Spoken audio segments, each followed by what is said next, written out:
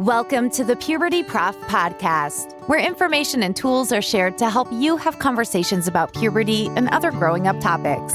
Here is your host, Lori Reichel, the Puberty Prof, a nationally recognized health educator, author of the award-winning book, Common Questions Children Ask About Puberty, and creator of the Talk Puberty app.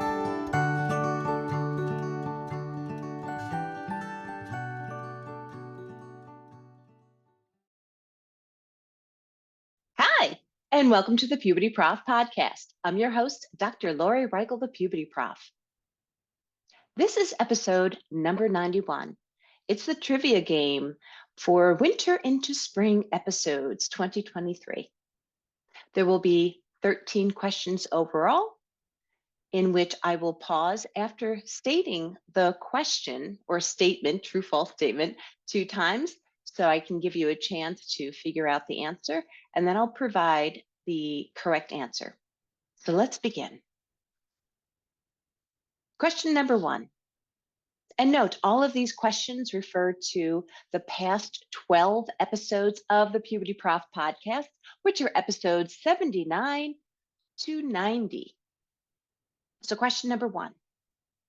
Young people experience only physical changes during their preteen and teen years.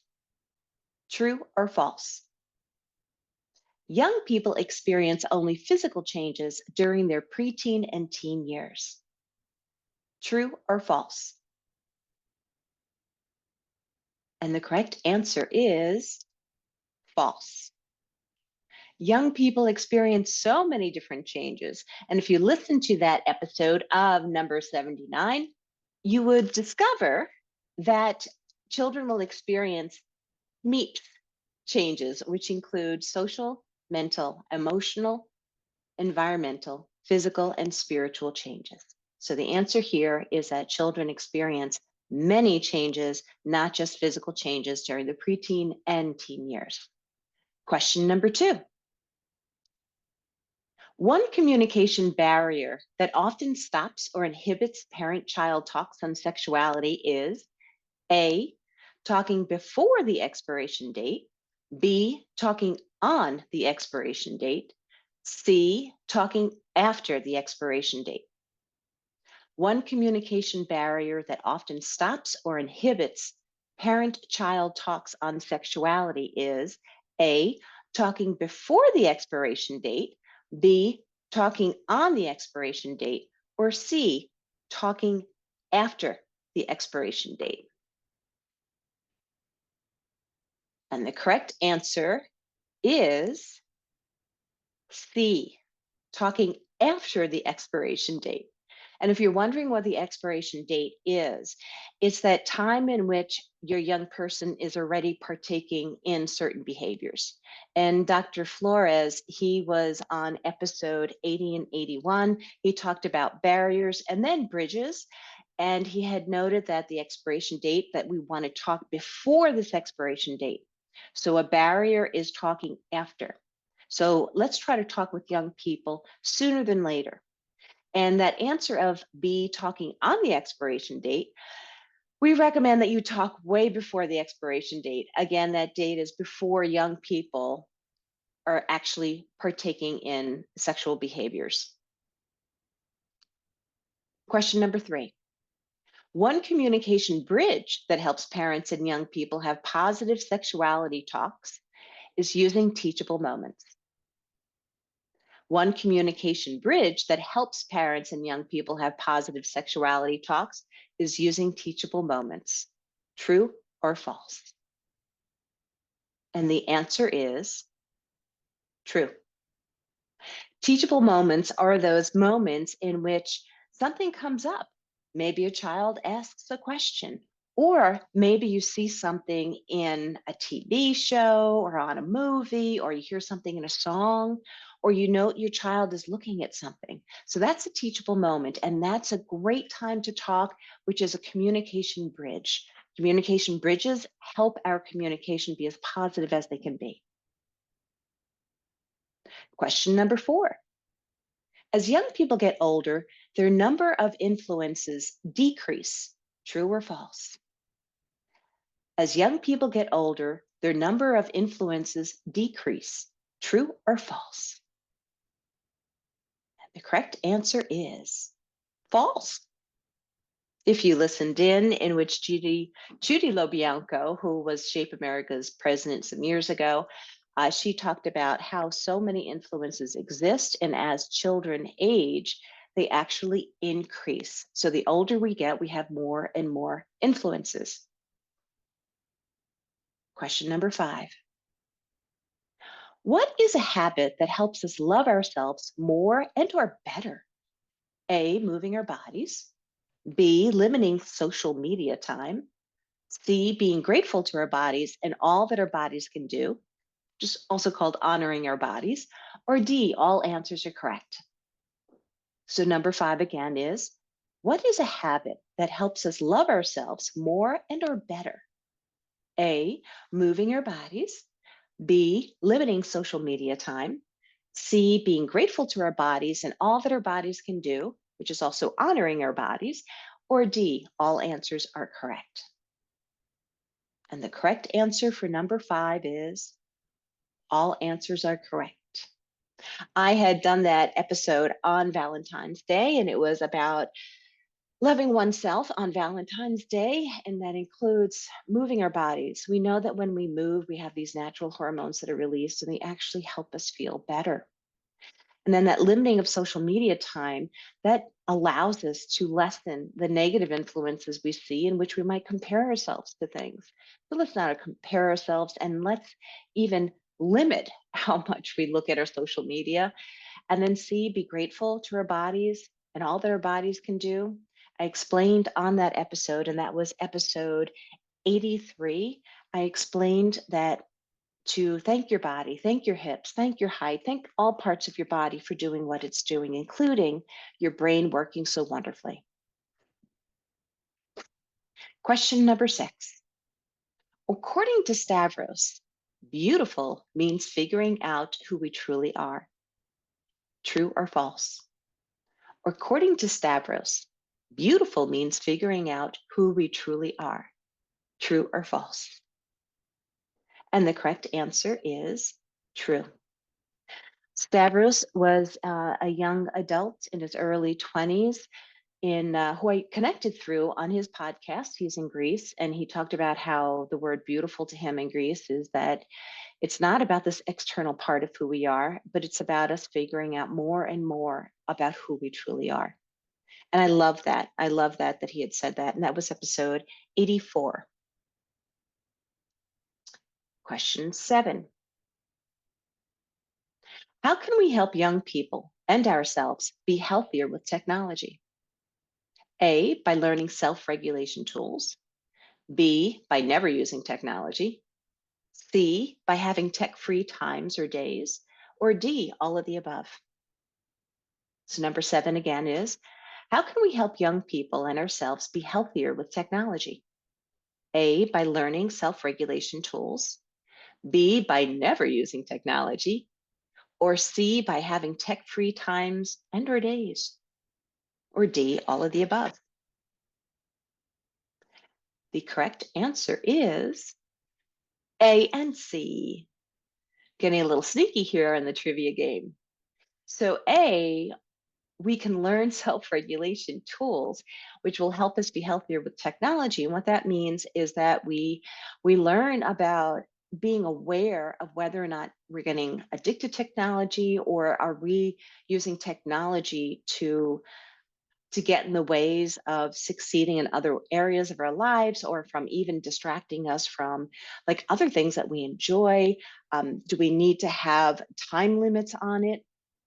And then C, having tech-free times, that's a self-regulation tool in its own way, by noting that, okay, on Saturdays, I try to on Saturdays not get involved in technology as much as I can. Sometimes I go 24 hours straight without using technology, except for texting or phone calls. So by the answer here of B, by never using technology, that would be a challenge in the year 2023. That's why that's not one of the correct answers for this one. Question number 8. People can learn how to cope with typical levels of anxiety. True or false? People can learn how to cope with typical levels of anxiety. True or false? And the correct answer is true. Dr. Terry Bacow was on episode 86, in which she talked about her book on anxiety and how sometimes we just have anxiety in our life. Not just, but it's a reality in our life that we're all going to have anxiety at some time. So we can learn how to cope with the typical levels of anxiety. When levels of anxiety increase to a point where we can't cope healthfully with them, it's a great idea to go and seek additional support or help. Question number 9. It is normal to not feel normal sometimes, especially when experiencing the changes of puberty. True or false?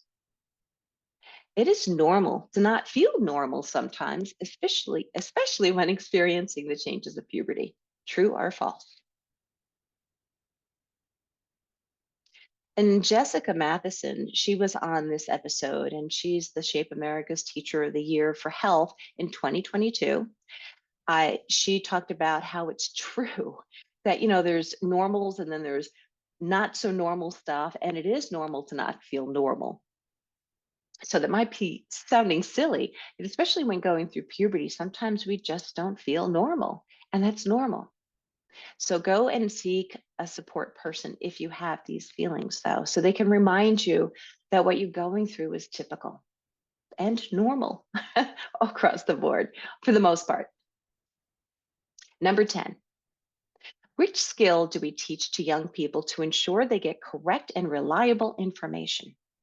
A, advocacy skills. B, analyzing influences. C, accessing valid and reliable sources. Or D, all are correct. Question number 10 again is, which skill do we teach to young people to ensure they get correct and reliable information? A, advocacy skills. B, analyzing influences. C, accessing valid and reliable sources. Or D, all are correct. And the correct answer here is accessing valid and reliable sources and resources. So I know sometimes those words we use interchangeably, but basically we want young people and adults to get correct and reliable information. So we can use that access word as an acronym to make sure that when we go find information, we make sure it's valid and reliable. Question number 11. What is recommended a person do if they get their period unexpectedly? A, yell at their caregiver. B, go to a trusted adult or peer for help. C, panic. Or D, no answers are correct. So number 11 again is, what is recommended a person do if they get their period unexpectedly? A, yell at their caregiver. B, go to a trusted adult or peer for help. C, panic. D, no answers are correct. And the correct answer is B, go to a trusted adult or peer for help. I know sometimes we yell at others, we feel anxious, and we sometimes take our feelings out on others. We try not to do that. It's a coping skill at times, but we need to mend that. C, panic. Try not to panic, because this does happen. Sometimes anybody that can have their period gets it unexpectedly, because our cycles can be not always happening at the same time that we expect. So our cycles can be erratic at times. And so don't panic, but yet go to a trusted adult or peer for help. So something, a little side thing that happens at times, that if we go into the bathroom and we note that we have our period and we weren't expecting it, and we don't have anything for our periods, we can ask the other people in the bathroom for if they have a pad or a tampon, and sometimes they even have them out on a shelf for free or in a little machine. So try not to panic or yell at someone, yet go to a trusted adult or peer. Question number 12. Healthy decision making includes thinking about all possible choices and their consequences before making a decision. True or false? Healthy decision making includes thinking about all possible choices and their consequences before making a decision. True or false? And the correct answer is true. So healthy decision making, what that is that we actually pause and we think about all the possible choices. Sometimes people are like, well, it's either one or the other choice. Usually there are other choices. So to pause and to think about possible choices, and then what are the pros and cons for each choice? That is a healthy decision-making skill. And I think the health teachers that are teaching this to young people, I think it's really neat that we're providing more and more skills to young people. Question 13, the last but not least. Items that help parents and other caregivers talk with young people about puberty and other age and appropriate topics are A, the Talk Puberty app, B, the book titled Common Questions Children Ask About Puberty, C, the Puberty Chit Chat cards, or D, all are correct. Items that help parents and other caregivers talk with young people about puberty and other age appropriate topics are A, the Talk Puberty app, B, the book titled Common Questions Children Ask About Puberty, C, the Puberty Chit Chat cards, or D, all are correct. And if you played this game in the past, you're going to know the answer because I do repeat this one. I do want to talk about the tools that are out there in which all of the answers here are correct. We have so many tools out there. These are some that I actually created because of my research that I've done with parents and other caregivers in which they admit they need tools. And then children have even used these items and they love them. So the Talk Puberty app, that includes over 100 something questions that are commonly asked by young people. And there's different sections like questions about most children, questions about most girls, about most boys, and there's a whole bunch of questions and then an age and developmentally appropriate answer that's on the app. It appears. For the book, Common Questions Children Ask About Puberty, that has over 500 questions that children have asked me or other health teachers about puberty. So, and again, age and developmentally appropriate answers are supplied. And in the back of that book are the Puberty Chit Chat cards, but you can also see them separately. If you go to my website, lorireichel.com, you'll find them. So all of these answers are correct. These are just some of the tools that exist to help parents and other caretakers. So I thank you so much for listening in. I wonder how well you did. Feel free to send me a message on Facebook or Instagram, or even to my website, lorireichel.com or pubertyprof.com, because this concludes the trivia game of Winter into Spring 2023. Thanks so much for playing, and I hope that you have a happy and healthy day. Thank you for listening to the Puberty Prof Podcast, where information and tools are shared to help you have conversations about puberty and other growing up topics. Did you enjoy this episode? Please like, share, and subscribe wherever you listen to podcasts. You can also follow the Puberty Prof on Twitter or Instagram. The Puberty Prof, Lori Reichel, wants to hear from you. Go to pubertyprof.com or click on the link in this episode's description. There you can find more information, as well as ask questions to be answered by the Puberty Prof in a future episode. That's pubertyprof.com. Also, remember to check out the Talk Puberty app and the book, Common Questions Children Ask About Puberty. Until next time, this is the Puberty Prof Podcast, where information and tools are shared to help you have conversations about puberty and other growing up topics.